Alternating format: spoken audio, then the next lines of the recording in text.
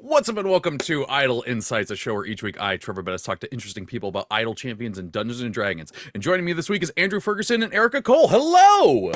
Hi, How are you both doing today? I'm very good. How are you? I am fantastic. I actually just realized, and I this is not a great way to intro a show, but I just realized that Andrew is wearing a shirt that has the Kirkland hot dog on it, and it is now it's got the 150 on it and everything. That is It has the quote from the CEO on the back. yes. If you don't know what quote that is, chat, I'm not going to repeat it here. Go look it up. Kirkland CEO hot dog. That's all you need. That's how we intro the show this week. Andrew, Erika, if folks don't know who are you for those fine folks who may not know? I'll go first then. I'm Andrew Ferguson. I am the communications director for a little fundraiser called Desert Bus for Hope. Mm-hmm. My name is Erika Cole. I am the shipping and prizes coordinator for Desert Bus. And that is what we are here to talk about today. And here's the fun thing. I've known about the fundraiser for so long, and I was just like, why is it called Desert Bus? And I always saw the little thing down there. And so going into this episode, I finally found out, and I'm so excited to talk about this. So, but for folks who may not know, we've worked with you all for quite a while, so I'll be surprised if there's folks in chat that don't. What is Desert Bus for Hope? Yeah. Desert Bus for Hope is a charity fundraiser for Child's Play, a charity that helps children in children's hospitals and domestic violence shelters around the world, where we all get together in Victoria, BC, and we play the world's most boring video game. The unreleased mini game for the Sega Saturn called Desert Bus, created by the magicians Penn and Teller, where you drive a real bus from Tucson, Arizona to Las Vegas, Nevada in approximately real time. It takes 8 hours. It is straight. It is flat. There's no one on your bus, and there's no one to pick up at any of the bus stops. And your bus tilts to the right so that you can't just tape down the controller like we did when we were kids. You have to keep tapping left. If you manage to do this for 8 hours, you arrive in Las Vegas, you get 1 point, and you can turn around and drive back. That's it. That's the entire game. Drive back and forth forever. And as you can guess, it's not very exciting. So in order to entertain ourselves and entertain our audience, we effectively busk to help raise money. So we sing, we dance, we do all kinds of challenges. We have celebrities call in, and we have a massive amount of incredible prizes from our generous corporate donors, as well as members of our community through our craft along that we auction off or give away over the course of the run. Mm-hmm. And that is fantastic. We stream 24 hours a day for approximately 7 days. It's based on how much folks donate. And we are your dancing monkeys to have fun and entertain y'all. Mm-hmm. That is fantastic. We're going to talk a bunch about Desert Bus in this episode, but I'm going to start things off with the question that I always love starting with guests, which is, how did the two of you get into D&D? You want to go first, Erika? Sure. So I first got into D&D when I picked up a video game you may have heard of. It was called Baldur's Gate 2. Never heard of this game. Is this new? I think a sequel. There might have been a sequel that came out recently. I'm not sure. I'll have to look into that one. Yeah. Baldur's Gate 2 too, yes.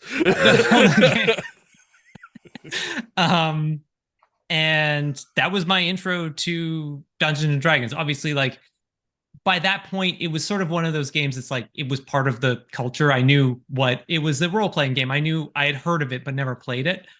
So my intro was actually learning the mechanics of second edition through Baldur's Gate 2. I won't get started on Thaco. So I got in on 4th edition, and I remember like, oh, those Baldur's Gate games I think are D&D games. I'll go play that. And I remember trying it. I'm just like, I know this is an old edition. It can't be that different. I had such a high number for AC. I thought I was doing so good. My character's great. Yeah. Why do they keep dying? Yeah. And then I picked up some I sort of like had books during like 3.5, fourth edition, and played like a few games here and there, but it wasn't really until fifth edition that I actually like settled down and started running campaigns. And so I've been running campaigns sort of off and on since then. I don't have one running currently right now, but I keep telling my players I want to get back to it. I'm just very busy. I think everyone can relate to that statement. Yeah. How about you, Andrew? For me, I would say it went all the way back to when I was a teenager, moving to Prince Edward Island in Canada, a little island in the Maritimes there. And I fell in with a group of folks who were very into the White Wolf role-playing game series. And started playing a lot of vampire and werewolf and changeling and mage and all of those. And everybody would explain it like, well, it's like D&D, it's like Dungeons and Dragons, but I hadn't played Dungeons and Dragons. I had just played these. And it's very different mechanically. Like, to the layperson, at a very high level, it's similar. Yeah. Like a top RPG. But yeah, they're very different. And then from there, I tried out a couple of D&D campaigns. I believe again in second edition and bounced pretty hard off and kind of fell off it for a little while. And then when I got older and was living in Vancouver, I would occasionally guest in my friend Michael Elliott's stream. He makes his own role-playing games now, is not writing games, but he did these incredible, like long campaigns that he would construct stuff for his players for, and he would bring in friends as like one-off characters when he needed kind of a more interesting guest for a particular session or couple sessions, and I'd pop in every once in a while. That's fantastic. Yeah. I funny enough, like I won't say I got into it, but like the first role-playing game I ever did play was a White Wolf one. We'd planned to like transition into mages and vampire, but we started with just the base World of Darkness. Because the guy that was running it was like, oh, you're gonna play yourselves, and then you're gonna find the hidden world and stuff like that. But then I had to roll a check for driving once, and I went, what are we doing here? Like I wanted to just go up the 5. What are we doing? Okay, so let's talk about Desert Bus. Please. So I guess where I want to start with this is how did you both come to work with Desert Bus? Oh yeah. Yeah, Andrew, you go first. You're the longer tenured of the two of us. Yeah. So this goes all the way back to 2011. I went on some wild adventures as a photographer that year. I wound up being a part of the centennial celebration at the New York Public Library. I wound up photographing the very last space shuttle launch ever done from the countdown clock at Kennedy NASA. It was a whole thing that I got to be part of. That was this wild adventure with like Seth Green and LeVar Burton. It was wild. And I get home from this because I've been away like all summer doing all this weird fun stuff, and I get back and I meet up with a new friend of mine, Ashton Cummings, who I've met at a Molly Lewis concert recently, and we decided we were going to hang out. And he was like, well, you've done all these, like, what's your next wild photo project? And I go, well, I haven't really figured that out yet. Like, these weren't planned either, but I do kind of follow, like, not super closely, but I a little bit follow this charity marathon called Desert Bus for Hope. And it's live streamed, but every time they get press coverage, it's just a little screenshot of the game. There's no photos of what it actually looks like. So I was thinking I would pitch them as a photographer. And he goes, oh, okay, what's Desert Bus? And I proceed to spend 10 minutes, at least 10 minutes, explaining Desert Bus for Hope to Ashton, who eventually it dawns on him that I'm not doing a bit, and I am actually just sincerely explaining Desert Bus to him. And he stops me and he goes, you understand that I'm one of the organizers for Desert Bus for Hope. Oh my God. Which I did not know. I just remembered that I met him at a Molly Lewis concert, and that was all I knew. That's incredible. Like he just let me dig that hole for like 10 full minutes of like explaining it in detail and then talking about like, well, here's the problem why they might need a photographer, but I don't know. Talk about wishing you can hear someone's thought process. Like 5 minutes in, all right, this bit's going on long, but we're gonna see where it goes. And then he's just like, yeah, no, like I run the web tech for it. I'm one of the main organizers. I've been part of it for years. And I just went, well, shit. First of all, I'm sorry. Second of all, do you need a photographer? And he took the pitch back to the other organizers, and they had me come out and join them for Desert Bus 6 in 2012, which was my first year joining as a photographer, hiding hiding in the corner with my camera, taking still photos. And I was the photographer from that would have been 2012 till 2016. And then in 2017, I joined the organizing committee to start contributing more and be one of the main folks helping organize things and making the whole event happen. And then from there, moved into helping out as an entertainment volunteer on camera, helping out as the communications director, and finding my own replacement in the form of Colin Tony, who is now our full-time photographer. Mhm. That's fantastic. That's how I got here. How about you, Erika? So I started watching Desert Bus probably around Desert Bus 4 or 5. I can never remember precisely when. Mhm. And so I watched them for a long time, and I really liked it. And I always thought the idea of volunteering for them would be a lot of fun. But I lived in Saskatoon at the time. I couldn't really like afford to travel. So it was sort of a thing that would kind of a pipe dream. But then in 2017, I needed a change in my life and decided to move. And I picked Victoria because I knew some people here. It made sense. So even before as I was packing up my apartment, I actually emailed Kathleen, who was the volunteer coordinator at the time, being like, hey, I'm moving to Victoria now. I will be there. I will be local. I have a car. I would like to volunteer. And she's like, these are all great things. Email me when you get here and we will have a talk. So as soon as I got to Victoria, we went for coffee, we chatted, and she's like, you look like you're not a stabist. So yeah, you can be a volunteer.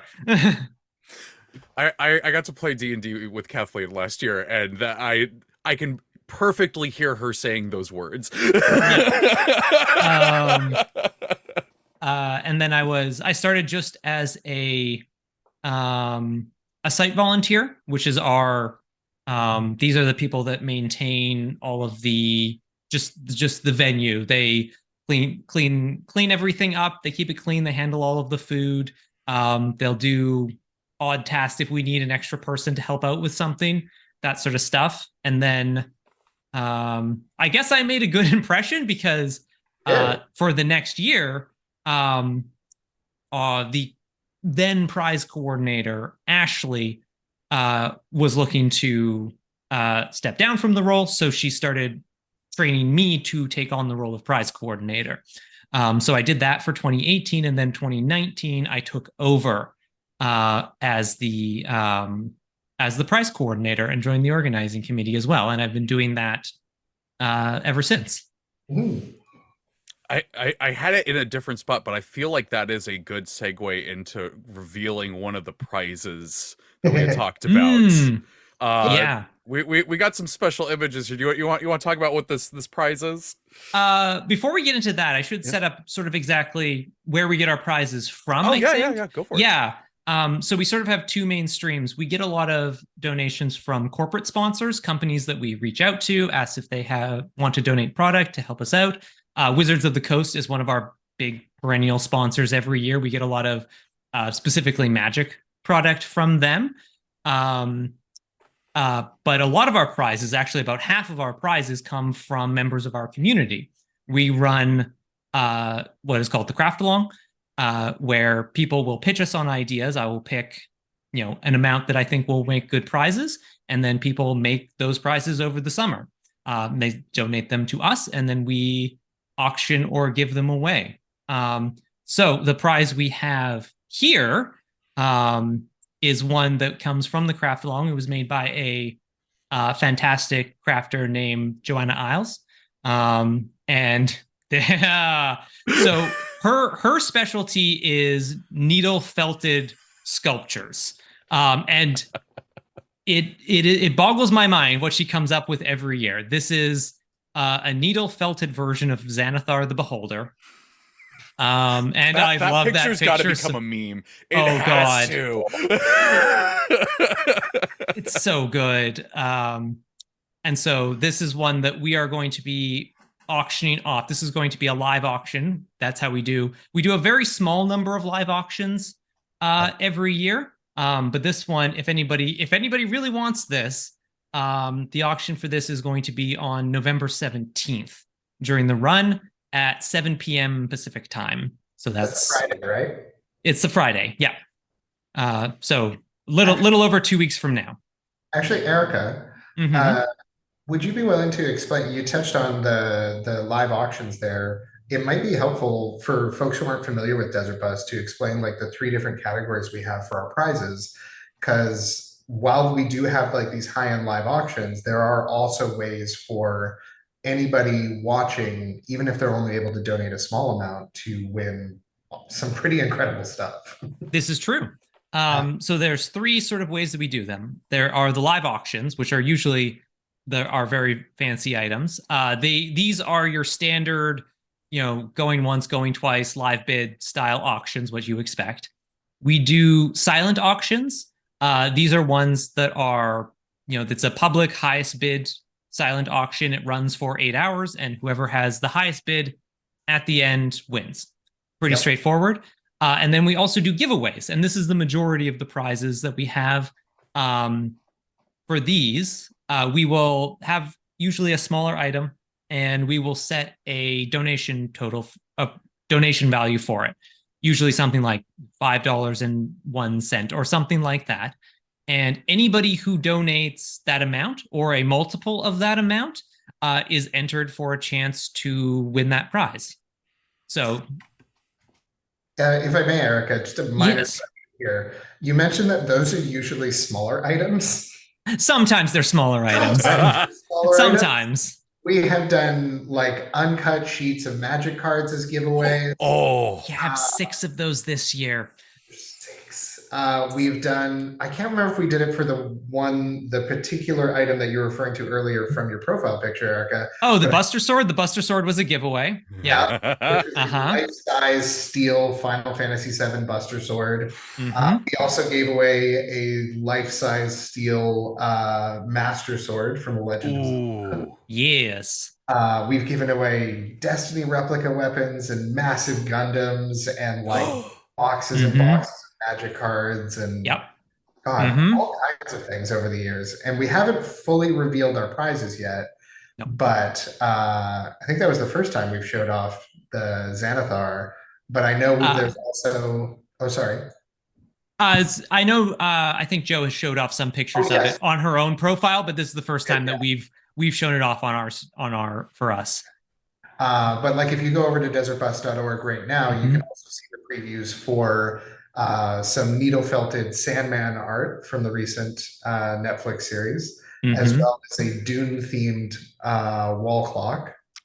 And for fans of Loading Ready Run, there is a model replica of the QWRP-FM, the Corpline radio station, from their Corpline show that they do. That's fantastic. Someone in the chat said, anyone else see stars in Trevor's eyes? And those were genuine. He's like, you got Magic the Gathering, Destiny, and Gundams. Oh my! You're saying all my personality. That's fantastic. I think we even have more D&D themed prizes in addition to the Beholder. Yes, that are coming up. So stay tuned over there. That's fantastic. It is a popular theme for a lot of our crafters. I know there's a couple There's a couple dice towers. I know some people have made custom dice for the craft along this Oh, year. Yeah. So definitely check that out. There's at least one prize lot that is going to be a whole bunch of D&D books. I'm just giving away all the secrets. Um, this is a spoiler cast. That's what we're doing. exactly. Well, I can do this. It's my prerogative. You're the prize mistress. I wanted to ask real quick though about the craft along because when I was going through and doing research for this I just I guess wrongly assumed that was something that happened during this, but this happens during the summer before, it sounds like. Yeah, it normally we put up the applications at the beginning of May, and then usually I will pick everything, and from like June through towards the end of September is when they have to have stuff delivered to us. People make it over the summer and then send it in to us. So it is sort of it's a big thing, and the craft along stuff can get that's how like the Xanathar, the clock that we've shown off, the needle felted, death portrait. Those are all crafts made by our community. That's so cool. Mhm. I ask because I know we have quite a few crafty people in the All Champions community, and you might want to look for that next May because that Mhm. could be a fun thing to do. I wouldn't be surprised if some of our crafters weren't already in the Idle Champions. there, If I we could believe get there's a our list of crossover. names there, kind of thing, because Yeah. both Idle Champions and Codename through their other games have been a supporter of Desert Bus for a very long time now. Hmm. Like, so there's definitely some overlap in the community there. Okay, so that, I want to talk a bit about the Child's Play, where this fundraiser is going towards. It's gonna be 20 years old this year. Tell me a bit about Child's Play. For sure. Child's Play charity was originally started by the folks behind the webcomic Penny Arcade back in 2003. Um, Amusingly enough, they kind of wanted to do a little bit of work to change the negative perception of gaming kind of in the media at the time to do some outreach work. This is a little fun to us because the original reason that Desert Bus was created was in response to criticism of gaming in the media. Both the original game in the 90s and the fundraiser itself that we did. So this is kind of a theme across all three bits. So they challenged their fans to support Seattle Children's Hospital, and it went out of control very quickly. I think we filled Mike's garage with like hundreds of thousands of toys and game consoles and everything because it was specifically focused on making things better for the children in the hospitals rather than these donations are for the research. These donations are for the kids specifically to help make a difficult time for them easier. So over the last 20 years, they've kind of expanded. They now support over 190 hospitals all around the world, everywhere, including both my local children's hospital in Vancouver and the local children's hospital for Desert Bus and Erika in Victoria. So what they focus on now is helping fund positions called pediatric gaming and technology specialists, who are full-time staff members at the hospitals who are trained in managing and maintaining the library of games and technology, but also how they can be used in therapeutic ways with the patients to help them recover, to help them feel less alone, kind of thing. Mhm. And be able to work together with them as well as the doctors and nurses in the hospitals to kind of provide more direct support for the kids. And in some ways, this can look like, okay, you have a game, like you have game consoles that you can bring to your hospital bed, but this can also look like VR headsets that are available for if there are kids who are going through difficult procedures and they want something to kind of distract themselves while they're doing it. This can also be as simple as just more iPads for them to be able to have more FaceTime calls with their families and have them nearby if they aren't able to be in the hospital with them. That one has been particularly important over the last couple of years. I know that has made a huge difference. So over their 20-year history, I would say Child's Play has raised about $50-ish million, I want to say. Wow. And through Desert Bus, we've currently raised for them about 9.5 million. And fingers crossed, we're hoping to cross that $10 million lifetime donation total mark this year. That's fantastic.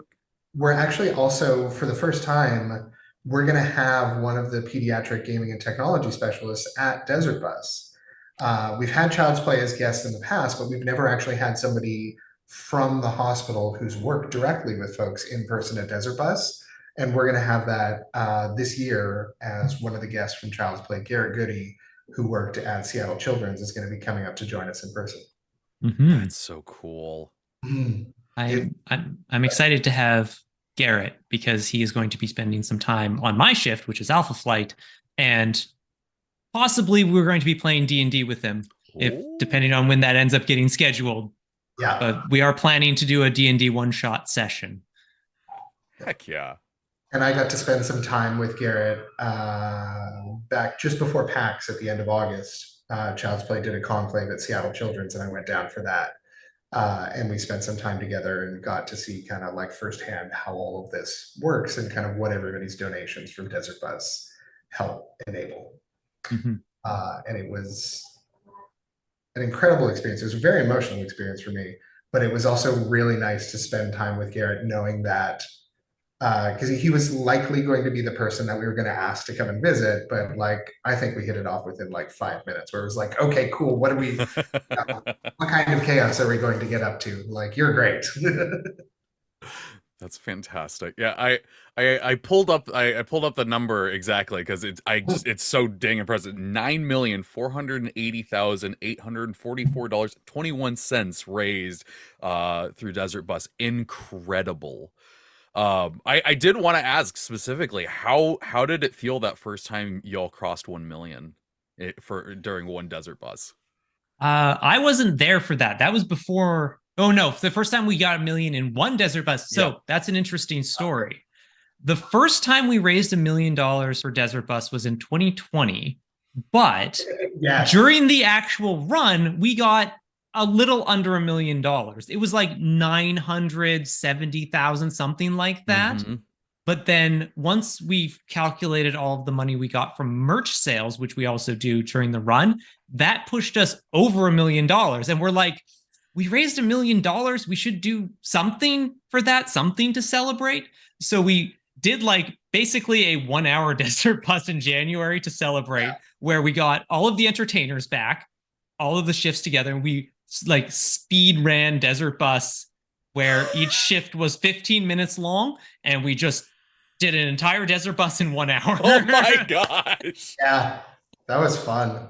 That's so cool. I wasn't ready for the first time Desert Bus crossed 1 million lifetime though, because that was my first year in 2012. And it was very emotional for everybody who was there. It was also just like fun chaos because we hadn't really planned for it. So I just remember people having to like run out to the store and like buy some balloons and this net and stick it to the ceiling so that they could do a balloon drop when we crossed it, kind of thing. It's always been a little bit chaotic when we've crossed the milestones.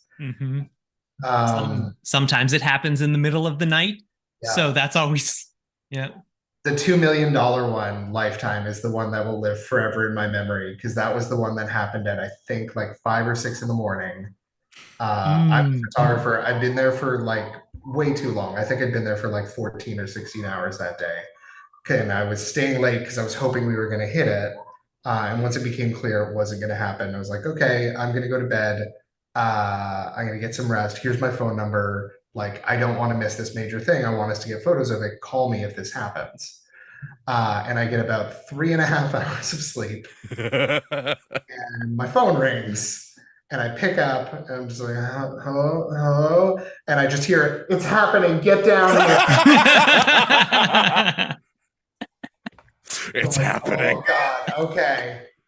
So it's like 5 in the morning or whatever. And I'm running through the streets of downtown Victoria, wearing the same outfit as yesterday, because I just got up, like threw it on, grabbed my camera and ran out the door. There's no traffic. There's no, so I'm like just running through the streets like it's a movie. Like I'm not on the sidewalk at all. And I just miss it because I'm standing out front, banging on the door, trying to get somebody to hear me to let me in, but they can't hear me because they're celebrating. And finally, Beach sees me and he runs out, slams open the door, and I book it in. And because this would have been like 2013 or 2014, so they're all playing. We're playing Gangnam Style to celebrate. And, like everybody's doing this enormous dance. And I just book it down the entire length of the venue and jump into the room and start taking photos immediately. Funny because they know that I wanted to be here and they know that I'm on their way. Everybody just goes, "Hey!" And it just went off. I think we celebrated for like a half hour after that. We just kept going and like dancing and doing wild stuff and bringing out costumes and just whatever we could to celebrate. That's so cool. It was fun. Okay, real quick, because I saw that a message from our mod Sean. We're gonna be doing our giveaway here in chat in a little bit. Sean's gonna put a keyword into chat. Just type that in, put it into the chat, and you'll be entered for a chance to win 42 chests of your choice, excluding Bahamut chests. There we go. It's Desert Bus. I probably should have guessed that. So put Desert Bus, capital D, capital B, into the chat, and you'll be entered for a chance to win. While that happens, can you talk to me more about this Desert Bus game? Like how did that how was that even found by someone to be like, this is what we're going to do? Like, Do you want to, Erica? I think it was. 'Cause I think I've heard it was Paul that had the copy of it originally. Yeah. So it was originally, I think Andrew said it was a Sega Saturn. It was actually a Sega CD game. oh my god. Yeah, And my the bad. Sega CD games, interestingly, had no copy protection on them. So you could just, if you had the files, you could just burn them. It was also never actually officially released. This is important too. Yeah, what? Like, how do you find this? It was just one of those things that ended up like floating around online that Paul came across at one point and wanted to do something with it because he thought it would be fun. And around the time, James also wanted to do something for Child's Play because, you know, he knew the folks at Penny Arcade, he wanted to support it. So they ended up sort of like Voltroning these two things together. And with the initial goal, the first Desert Bus, they had a goal of raising $5,000. That was it. And they figured it's like, we'll probably never get there. They ended up raising $22,805, which is now we have colloquially termed that to be one desert buck. And yeah, they were like, oh, we should do this again, I guess. I loved hearing about the first one because the way that Desert Bus works is it's sort of, it was originally spite-based donations because they didn't have giveaways and guests and everything the first year. It was just, if you donate, we have to keep playing this game and we have to keep suffering. So it's the first hour costs $100 and then each subsequent hour, or is it $1? The first hour costs $1. Right. And then it's 7% more each subsequent hour. So the compound interest does spiral out of control. Like it takes about $1 million for us to go for a week. To go for 2 weeks, I think would take more money than exists in the entire world. Yeah. But initially they were like, yeah, we'll raise $5,000. We'll suffer through a 48-hour weekend. And like we'll have to play this ridiculous game. But it just kept going. So people started having to like fake call in sick to work, cancel plans. Like they were just like, oh no, like we didn't think this would keep going. That first sounded like it was pretty chaotic. It was fun. It was. They were just in a living room. It was Bill and Spot's basement. Yeah. Yep. It was great. It was, I did not, that wasn't when I was watching. I didn't start watching till a few years after that. But I think it was the stories are wild. Too, same as you. Yeah. Same time. Well, I mean, first off, I love any time that something has gone on long enough that people that were watching it are now like working it, running it, and all that stuff. Like always just brings a smile to my face, because that I mean that's the thing that you always hope for when you're enjoying something. It's like, I would love to do this, and you getting to do the thing. That's so cool. So how does this work during the desert bus? Like, is there just one person that is assigned to hit and left, or like, yeah, are you guys, are all of you just up for all of this time? Like, yeah, I think there's shifts, right?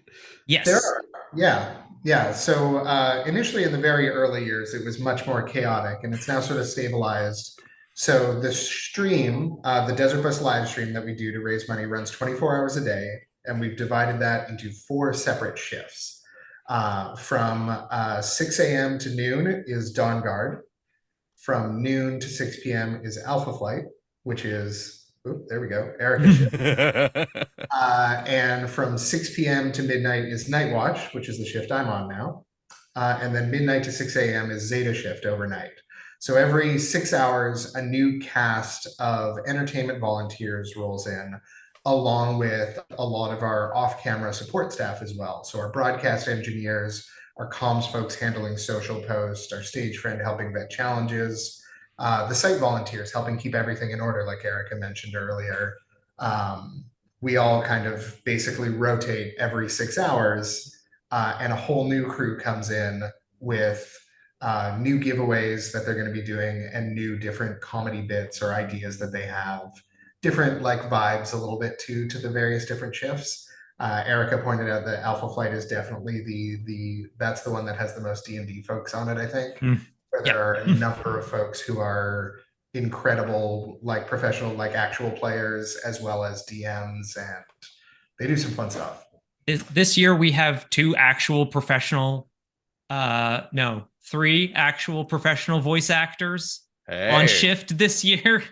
Yep. And like Kathleen's led D&D games for Wizards for actual play.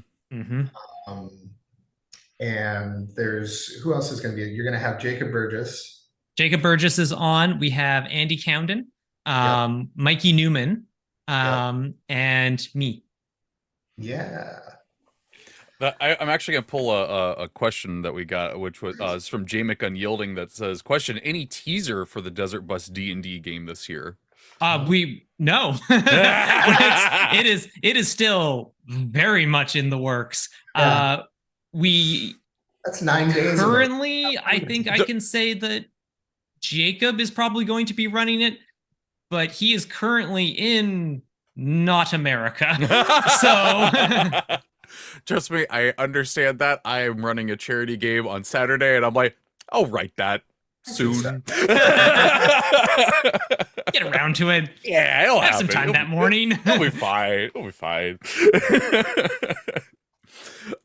So like, what is like, I've heard chaos. Like, chaos is kind of the thing that I've heard going on with a lot of the stuff going on. So we got one person that is playing the Desert Bus game. What is everyone else doing during that? We usually have the one driver, sort of one person that will switch off. Then we also have one co-pilot. This person has a computer set up. They're sort of trying to like direct stuff. They can pull challenges out of the chat. They're communicating with the people backstage, our stage friend, our engineers, to sort of set up anything that we have going. And then the other people are hanging out. They're performing. They're just chatting, whatever we happen to be doing at the moment. So when you tune in, like, it's always there's one person driving, and the tiny in the bottom corner, there's the tiny driving screen. There's somebody in the co-pilot's chair who's kind of gently hosting and emceeing. And then there is a couch or 2 couches full of entertainment volunteers, as well as any of our off-camera staff who aren't currently busy, because this isn't a job. None of us are at work. One of the things that I really love about Desert Bus is that it's 100% volunteer run, top to bottom. And because the donations go directly to Child's Play, we never touch a penny of the money. Everything you see about Desert Bus is 100% donated folks' time, donated gear, everything like that. So to a certain degree, the vibe is a living room full of friends hanging out and goofing around and trying to entertain each other as well as trying to entertain the audience. Sometimes we have prepped bits or like specific things that we want to do, but other times anybody who has a donor account through desertbus.org can submit a challenge and say, hey, I'll donate $15 if everybody on camera wears a silly hat for 10 minutes. Yeah. Okay. I Access heard to Erika many say silly hats. Yeah. I heard Erika say challenges, and so I was curious, like what how does that work? And like is there? I mean, there's got to be some restrictions on it. I mean, nothing that will cause physical harm or is illegal. Okay. Yeah. Physical harm, no illegal, family friendly. We do try Desert Bus a family friendly stream so folks can watch with their kids if they like. Yeah. But people will submit all kinds of stuff. We have a volunteer in a position that we call stage friend who helps vet those and picks kind of, these are the ones that I think might be the most fun, or this sounds particularly interesting, or this fits the vibe of what's going on in the room right now. And then the co-pilot can kind of pull from that and go, okay, why don't we do this? Why don't we do this? And sometimes we'll do short challenges. Sometimes we'll do long ones. Sometimes we'll try and combine them where we're like, okay, 10 challenges, 10 minutes. Like, let's try and pick. Yep. Those are fun ones. Deliberately like make it very chaotic. But it's busking at the end of the day. We ask folks to sign up for a donor account at desertbus.org. That's how you donate. That's how you win prizes. That's how you submit challenges. But there's no tracking on the back end. If you say you're going to donate $15 for us all to wear hats, we trust you. You know? Yeah, and if you see something you enjoy, we ask people just kick in a few bucks. If you're busting a gut because of what Andrew just did, donate $5. $5. Exactly. And as long as folks are donating responsibly, which is another thing we encourage, is get your tax receipts. Yeah, get tax receipts, because if you're in the US, you can get tax receipts from Desert Bus. But just don't get so caught up in the excitement that you want to donate more than you can safely afford to. Like, put your own oxygen mask on first, take care of yourself. And we're always very appreciative of the folks in our community who can't donate anything. Yeah. As long as they are showing up to help keep us company in chat, helping spread the word on social media, and being a cheerful and good part of our community, like, fantastic. Love to.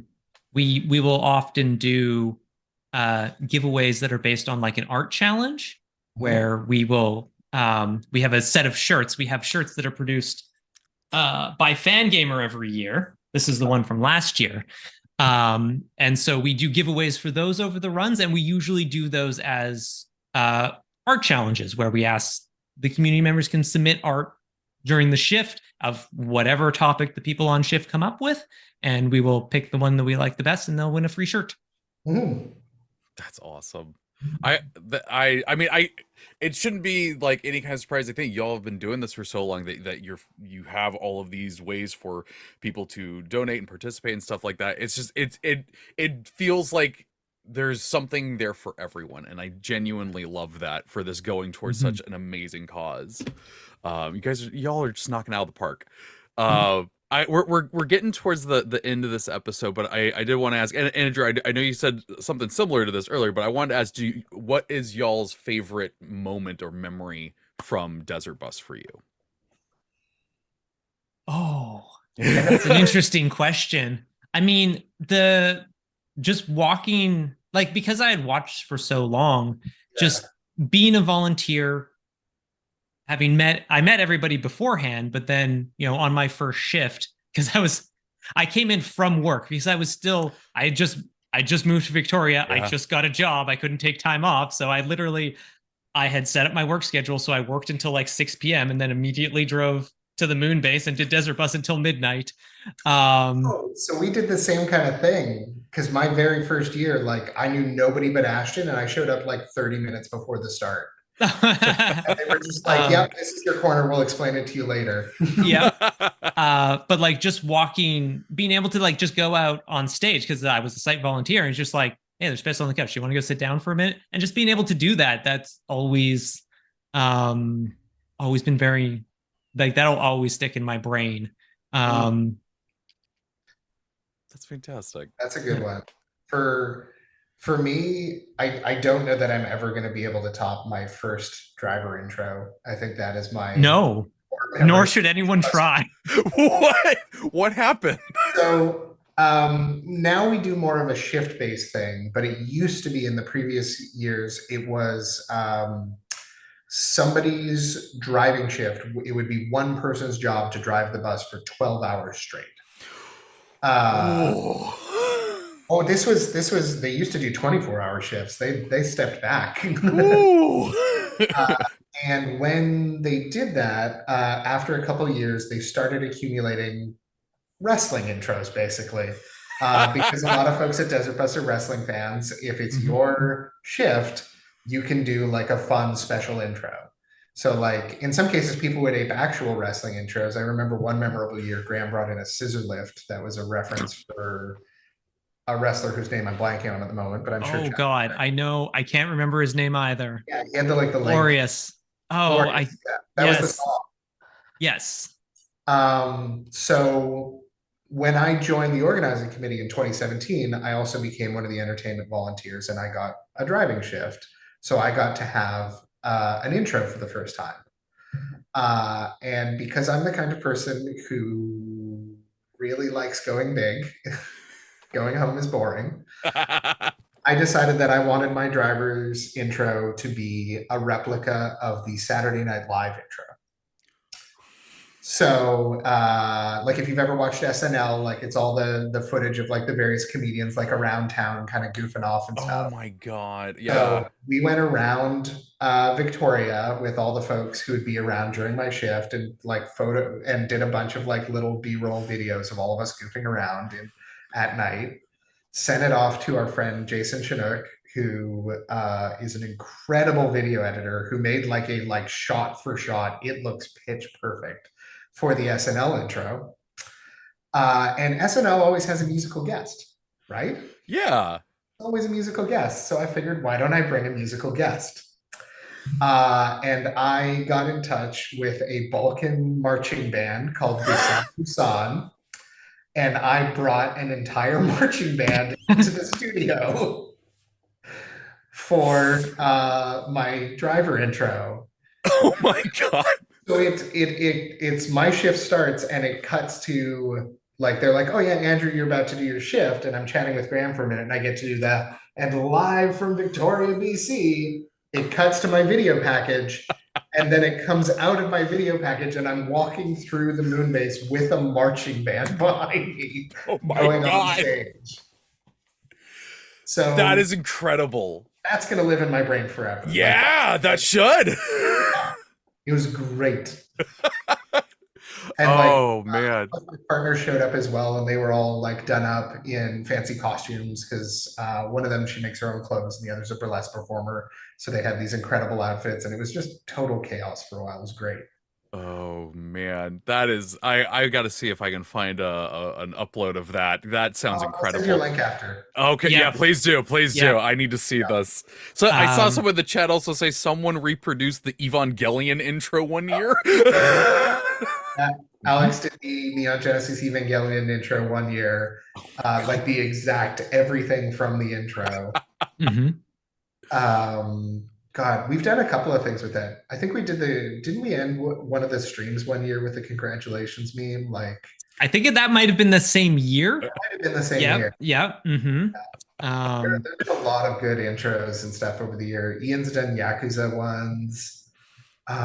Kathleen did a whole Persona thing with Oh, With the cosplay too. Yep. Mm-hmm. yeah, Persona 5, I think. Yeah.